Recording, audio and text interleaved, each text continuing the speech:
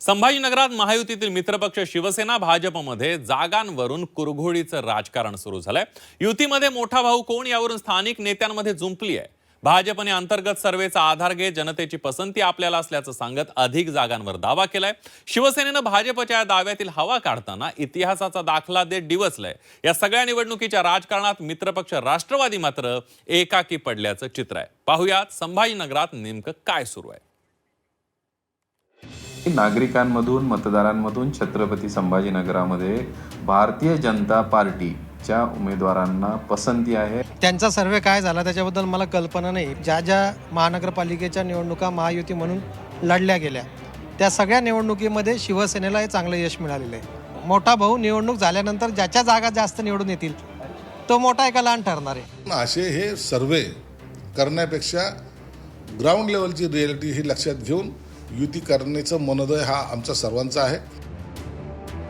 आगामी महापालिका निवडणुकांमध्ये महायुती म्हणून एकत्र लढण्याचं वरिष्ठ पातळीवर ठरलंय।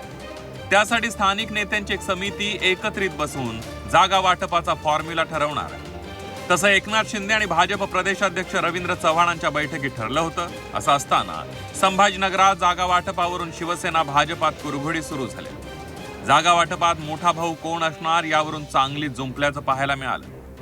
भाजप जिल्हाध्यक्ष किशोर शितोळेंनी अंतर्गत सर्वेचा दाखला देत अधिकाधिक जागांवर दावा केलाय, तर शिवसेना जिल्हाध्यक्ष राजेंद्र जंजाळ यांनी भाजपचा दावा फेटाळून लावलाय।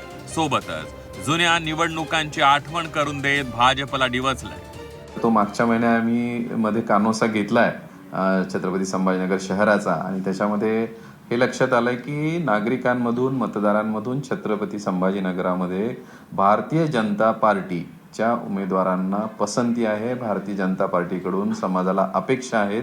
ही मोठी जबाबदारीची बातमी आहे, म्हणजे भाजपची जबाबदारी वाढवणार आहे की समाज हे व्यक्त होतोय की भाजप आम्हाला पाहिजे। पक्ष संघटनेने केलेलं समाजातलं काम, यामुळे धाकट्या भावाचा आता आम्ही थोरला भाऊ होण्याच्या भूमिकेमध्ये आलेलो आहे। त्यांचा सर्वे काय झाला त्याच्याबद्दल मला कल्पना नाही, परंतु निश्चित या छत्रपती संभाजीनगरमध्ये ज्या महानगरपालिकेच्या निवडणुका महायुती म्हणून लढल्या गेल्या त्या सगळ्या निवडणुकीमध्ये शिवसेनेला हे चांगलं यश मिळालेलं आहे।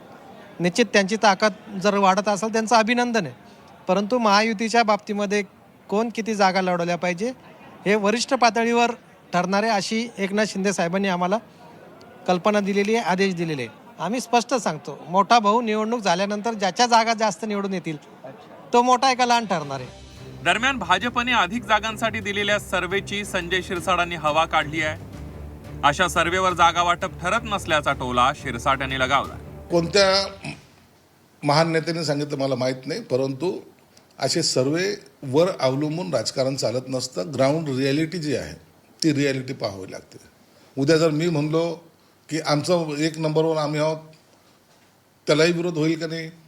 म्हणून असे हे सर्वे करण्यापेक्षा ग्राउंड लेवलची रियालिटी ही लक्षात घेऊन युती करण्याचं मनोदय हा आमचा सर्वांचा आहे। म्हणून कोणी काही जरी बोललं तरी जेव्हा जागेचं वाटप होईल त्या टायमाला ह्या सगळ्या गोष्टी तपासल्या जातील। संभाजीनगरात जागा वाटपाआधीच भाजप शिवसेनेत वादंग सुरू झालाय। या कुरघोडीच्या राजकारणात राष्ट्रवादीचा साधा विचारही दोन्ही पक्षांनी केलेला दिसत नाहीये।